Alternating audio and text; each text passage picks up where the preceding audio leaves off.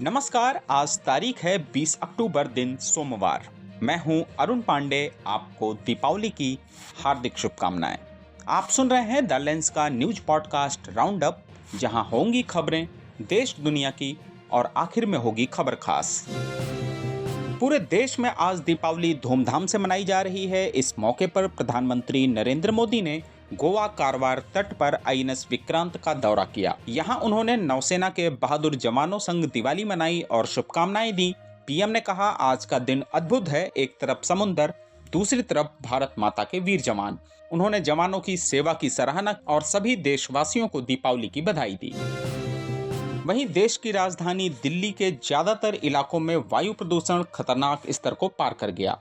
केंद्रीय प्रदूषण नियंत्रण बोर्ड के अनुसार AQI 350 के ऊपर चला गया। अक्षरधाम के पास यह स्तर 411 रिकॉर्ड किया गया। केंद्रीय प्रदूषण नियंत्रण बोर्ड के अनुसार यह स्थिति गंभीर है। इससे पहले रविवार को वायु गुणवत्ता प्रबंधन आयोग ने ग्रेडेड रिस्पांस एक्शन प्लान के दूसरे चरण को तत्काल प्रभाव से लागू कर दिया है। इसके नियमों को अब पूरे NCR क्षेत्र में लागू करवाया जाएगा ताकि AQI पर लगाम लगाई जा सके। शेयर बाजार के निवेशक दिवाली की तिथि को लेकर उलझन में हैं। ऐसे में नेशनल स्टॉक एक्सचेंज और बॉम्बे स्टॉक एक्सचेंज ने तस्वीर साफ कर दी है। दरअसल निवेशकों को चिंता मुहूर्त ट्रेडिंग को लेकर थी। अब NSE और BSE दोनों ने ही 21 अक्टूबर को दिवाली के मौके पर बंदी का ऐलान किया है। हालांकि 1 घंटे की मुहूर्त ट्रेडिंग दोपहर 1:45 से 2:45 तक होगी।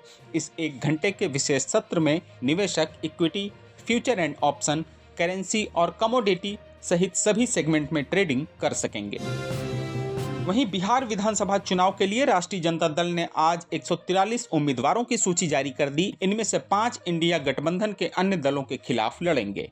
नामांकन की अंतिम समय सीमा से ठीक पहले आई इस सूची ने कुटुंबा सीट पर कांग्रेस अध्यक्ष के टकराव की अफवाहों पर भी विराम लगा दिया। कांग्रेस अब तक 60 सीट पर उम्मीदवार घोषित कर चुकी है। लेफ्ट ने 20 और VIP ने 11 उम्मीदवार मैदान में उतारे हैं। यमन तट के पास आग लगने वाले जहाज MV फाल्कन से 23 भारतीय चालक दल के सदस्य सुरक्षित बचा लिए गए हैं। कैमरून ध्वज वाले इस LPG से लदे जहाज में शनिवार को विस्फोट हुआ था। आज डिजिबूटी कोस्ट गार्ड को सभी भारतीय चालक दल सौंप दिए गए। अफगानिस्तान ने पाकिस्तान के खिलाफ क्रिकेट खेलने से इनकार कर दिया है। अगले महीने की प्रस्तावित पाकिस्तान श्रीलंका अफगानिस्तान ट्राई सीरीज रद्द हो गई है। कारण पाकिस्तान की एयर स्ट्राइक में अफगानिस्तान के 3 युवा क्रिकेटर मारे गए थे।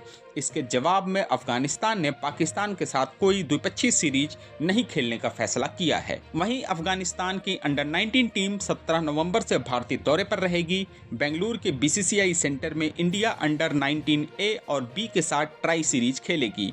तीनों टीमें 2-2 मैच खेलेंगी। टॉप 2 फाइनल में 30 नवंबर को भिड़ेंगी। यह अगले साल के अंडर-19 विश्व कप की तैयारियां हैं। और आखिर में जरा हटके में जानिए कैसे बदल गई पंजाब की मिट्टी।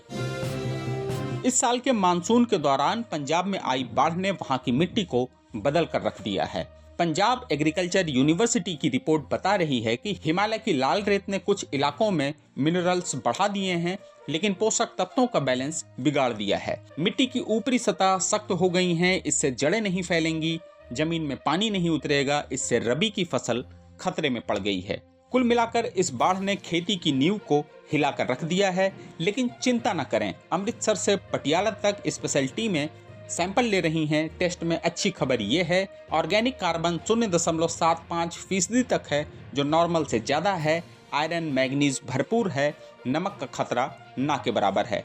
एक्सपर्ट्स कहते हैं कि किसान भारी मिट्टी में गहरी जुताई करें, गोबर मुर्गी खाद डालें, हरी खाद डालें, पराली जलाने के बजाय मिट्टी में मिलाएं तो उर्वरकता दोगुनी हो जाएगी। ये संकट अवसर बनेगा। सही मैनेजमेंट से मिट्टी फिर से सोना उगलने लगेगी। तो आज के लिए बस इतना ही। कल होगी फिर मुलाकात नई खबरों के साथ। खबरों को विस्तार से पढ़ने के लिए विजिट करिए हमारी वेबसाइट thelens.in। YouTube के अलावा हमारे पेज को X, Facebook और Instagram पर भी फॉलो करें। शुक्रिया।